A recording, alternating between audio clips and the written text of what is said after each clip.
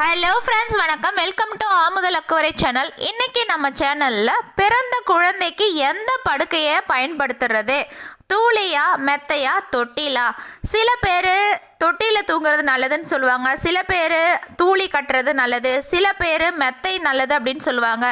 So இந்த வீடியோவில் தூளியா மெத்தையா பாயா எது நல்லது, எது குழந்தைக்கு ஆரோக்கியத்தை தரும் அப்படின்னு டீட்டெயிலாக பார்க்கலாங்க.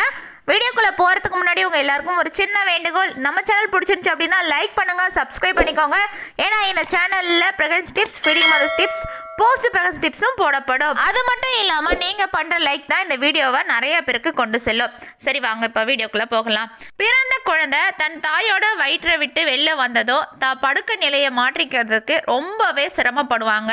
ஏன்னா நம்மளோட முதுகெலும்பு லேசாக வளைவு தன்மையோடு இருக்கும். தாயோட வயிற்றில் PaniKuda நீரில் இருந்த குழந்தை பந்து போல் சுருண்டு 9 மாதங்களும் நல்லா பழகி இருக்கும்.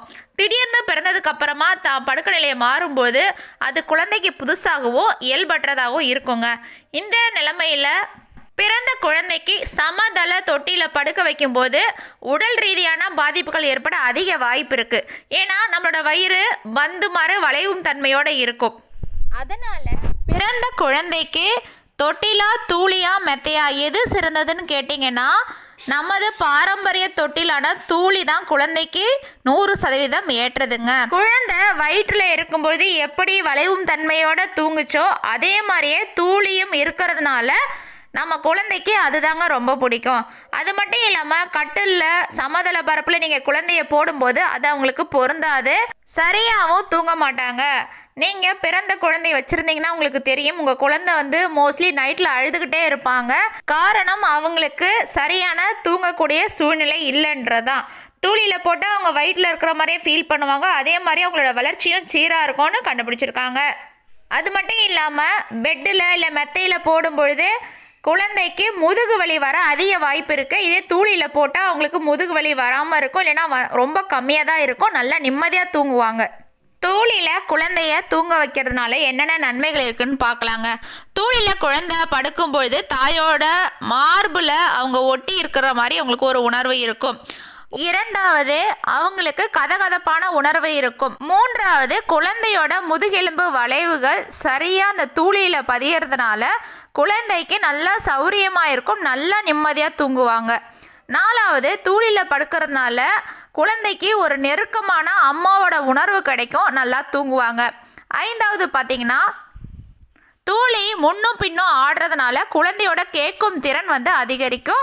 ஆறாவது, தூளியில் குழந்தை சிறுநீர் கழிச்சிருச்சு அப்படின்னா தண்ணி வடிஞ்சு கீழே போயிடும். இதனால் குழந்தையோட உடலில் எந்த ஒரு ஈரமும் தங்காது, இதனால் குழந்தைகளுக்கு சளி பிடிக்காது. ஏழாவது பார்த்திங்கன்னா, குழந்தை தூக்கத்தில் பிறண்டாலும் அவங்க கீழே விழ மாட்டாங்க. அதனால் குழந்தைக்கு தூளி தாங்க பெஸ்ட்டு. குழந்தைய தூளியில் படுக்கிறதுனால காலும் தலையும் சற்று உயர்ந்தும் வயிறும் முதுகும் கொஞ்சம் பள்ளமாகவும் இருக்கிறதுனால குழந்தை உண்ட உணவு வாந்தி எடுக்காமல் இருக்கும், குழந்தை நிம்மதியாக தூங்குவாங்க. எட்டாவது பார்த்திங்கன்னா, குழந்தைய தூளியில் ஆட்டும் பொழுது குழந்தை நேராக அவங்கள ஆட்டுறவங்கள பார்க்குங்க. அது அம்மாவாக இருந்தாலும் சரி, வேறு யாராக இருந்தாலும் சரி, யார் தூளியை ஆட்டுறாங்களோ அவங்களையே பார்க்கும். இதனால் குழந்தையோட பார்க்கும், அதாவது நேர்கண்ணால் பார்க்க முடியும், அவங்களுக்கு அந்த திறன் அதிகரிக்கும். இதனால் மாறுக்கண் பிரச்சனை குழந்தைங்களுக்கு வரவே வராதுங்க. அவங்க சைடில் பார்க்க மாட்டாங்க. ஒரு சின்ன தூளி, நம்ம முன்னோர்கள் கண்டுபிடிச்ச தூளியில் எவ்வளோ பெரிய நன்மைகள் இருக்குன்னு பாருங்கள். கண்டிப்பாக இந்த வீடியோ பார்த்ததுக்கப்புறமா நீங்கள் தூளி தான் உங்கள் குழந்தைக்கு கட்டுவீங்கன்றதுல எந்த ஒரு ஆச்சரியமும் இல்லை. எட்டாவது, தூளியோட அசைவானது பெண்டுலம் போல் இருக்குங்க.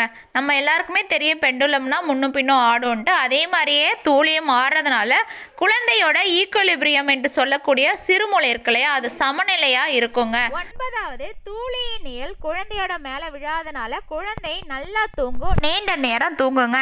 பத்தாவது, குழந்தையோட கால்கள் பின்புறமாக மடக்காமல் நிமிர்ந்து தொட்டியில் படுக்கிறதுனால மூட்டு எலும்புகள் ஆரோக்கியமாக இருக்குங்க. எதிர்காலத்தில் குழந்தைக்கு மூட்டு வலி வராது, வர்ற வாய்ப்பு ரொம்ப ரொம்ப கம்மிங்க. 12வது பார்த்திங்கன்னா, தூளியில் இருக்கும்போது குழந்தைகளை எறும்போ மற்ற பூச்சிகளோ கடிக்க வாய்ப்பு ரொம்ப ரொம்ப கம்மி. 13வது பார்த்திங்கன்னா, தூளியை 45 டிகிரி வரைக்கும் பாதுகாப்பாக நீங்கள் ஆட்ட முடியும். குழந்தையோட வேகத்தை பொறுத்து நீங்கள் இதை மாற்றிக்கலாம். ஓகே ஃப்ரெண்ட்ஸ், நம்ம சொன்ன 13 பாயிண்ட்டை வச்சு உங்கள் குழந்தைக்கு எந்த முறை சிறந்தது நீங்கள் கண்டிப்பாக முடிவு பண்ணியிருப்பீங்க. நவீன தொட்டில் முறை, மெத்தை இதெல்லாம் விட தூளியே குழந்தைக்கு ஆரோக்கியத்தை கொடுக்கும், பாதுகாப்பானதும் கூடங்க. இவ்வளோ நன்மைகள் தூளியில் இருக்கிறனால இந்த நன்மைகளை எல்லாம் உங்கள் குழந்தைகளை அனுபவிக்கிட்டோங்க. அவங்க ஆரோக்கியமாக இருக்கணும். நம்ம பாரம்பரிய முறைப்படி தூளியை செஞ்சு நீங்கள் அதில் உங்கள் குழந்தைய தூங்க வைங்க. வேறு ஒரு இன்ட்ரெஸ்டிங்கான வீடியோட நான் மீண்டும் உங்களை சந்திக்கிறேன். நம்ம சேனல் பிடிச்சிருந்துச்சுன்னா லைக் பண்ணுங்கள், சப்ஸ்கிரைப் பண்ணிக்கோங்க. பாய், தேங்க்யூ.